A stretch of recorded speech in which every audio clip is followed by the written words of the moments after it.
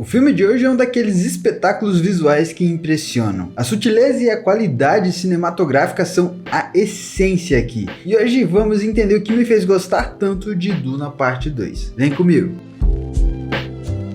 Muito prazer, se você não me conhece, meu nome é Ricardo, eu sou jornalista e eu gosto de falar de filmes, principalmente de falar sobre as entrelinhas que a gente acaba pescando enquanto assiste uma obra dessas. O universo de Duna, pra mim, pelo menos pra mim, é fascinante. Esse mundo brinca com cenários que fazem sentido hoje em dia e principalmente quando foi lançado a obra que deu origem a esse filme. Só o cuidado de trazer ou tirar essas obras da parte literária e transformar em algo cinematográfico, só de transcrever isso para as telas já seria algo extremamente relevante e traria uma boa história. Mas, é claro, com o talento do Denis Villeneuve, Duna acaba se tornando mais do que uma simples adaptação dessa obra. Então, quando a gente junta um diretor muito talentoso e uma obra, uma história muito, mas muito boa, bom, eu te diria para ligar o alerta que tem filmaço chegando aí. Em Duna Parte 2, Paul Atreides se junta a Chani e aos Fremen em busca de vingança contra os conspiradores que acabaram de destruir sua família. O que se inicia aqui é uma jornada espiritual, mística e até mesmo política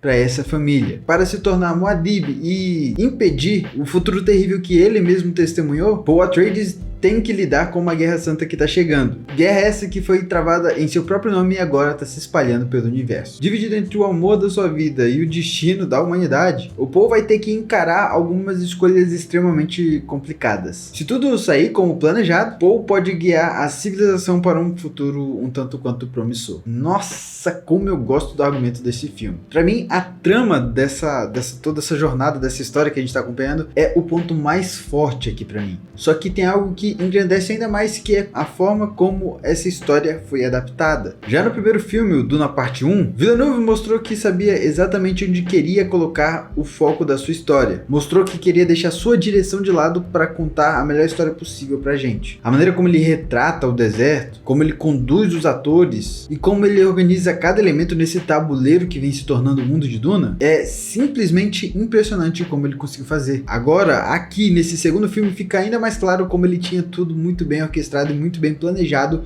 para contar essa história. Analisar um filme de forma isolada é um tanto quanto complicado, até porque a gente não viu a obra completa. Aqui, tendo essa visão mais completa dessa jornada messiânica do Paul Atreides, fica um pouco mais fácil falar que isso aqui é muito bem construído. O trabalho do Villeneuve, tanto na direção quanto na produção, é um tanto quanto, sei lá, sensacional. É gigantesco e digno, sim, de reconhecimento. No entanto, além dos elogios ao diretor, eu diria que Duna Parte 3 tem, posso dizer, 3 grandes pilares para a gente analisar nessa obra. Esses 3 grandes pilares se chamam Timothée Chalamet, Zendaya e Rebecca Ferguson. Chalamet e Ferguson transformam os seus personagens enquanto a gente acompanha a jornada deles. E eu digo isso tanto em postura quanto em presença de tela, ajudando e auxiliando para que as outras atuações que contracenem com ele recebam ainda mais valor para os seus personagens. Zendaya, por outro lado, não modifica tanto assim a Chani, mas expande cada um dos espaços deixados pelo Paul Atreides para que a sua personagem ganhe ainda mais força nessa trama. Ela constrói um verdadeiro labirinto de sentimentos para que essa relação entre os dois culmine da forma que terminou. Isso tudo com uma atuação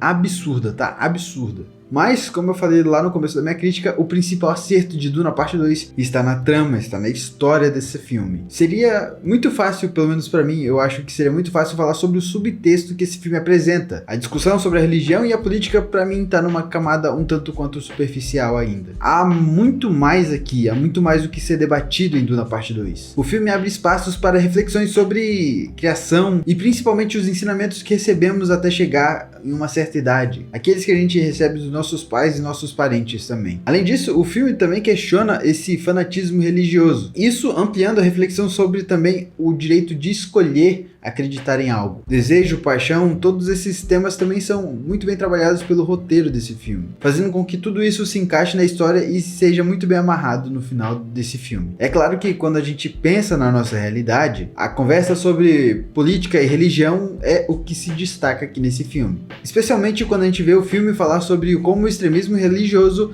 afeta o poder político daquele mundo e a gente traz isso para nossa realidade. A gente tá cansado de ver democracias se transformando em uma teocracia. Aqui no Brasil a gente passou por algo parecido recentemente, né? Duna Parte 2 é um daqueles filmes que te transporta para um universo completamente diferente e muito interessante. Um universo que, mesmo parecendo futurista, ainda é sim um tanto quanto cotidiano pra gente. Denis Villeneuve utiliza tudo que tem para transformar a experiência de assistir Duna em algo extremamente interessante e grandioso, eu diria. A trilha sonora nos remete aos passos que esses personagens dão naquelas dunas, naquelas areias. A fotografia, com a sua coloração e com a sua iluminação, transmite aquele calor sufocante do deserto ou daquelas dunas. A direção de arte, por sua vez, reforça ainda mais a ideia de que estamos em um mundo diferente. Mas o que torna Duna realmente especial são 3 pilares que acompanham todos os grandes filmes: a direção, a atuação e o roteiro. Cada um desses elementos acrescenta ainda mais na nossa jornada pessoal com aquela experiência de assistir Duna. Cada um desses elementos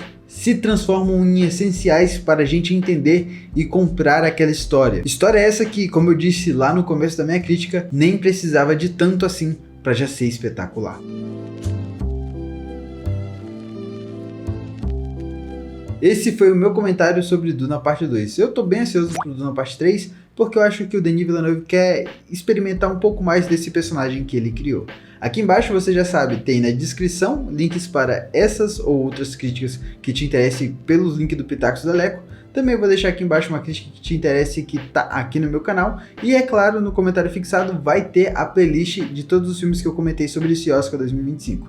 Eu sei, já passou o Oscar, mas ainda assim ficou alguns filmes interessantes que não chegaram a ser indicados, mas que recentemente ou nos próximos vídeos serão mencionados aqui, como Tudo que Imaginamos como Luz, como Unicap e outros que eu acho que merecia destaque e que ainda mereciam estar nessa maratona do Oscar. É isso, eu te espero no próximo vídeo e tchau, tchau!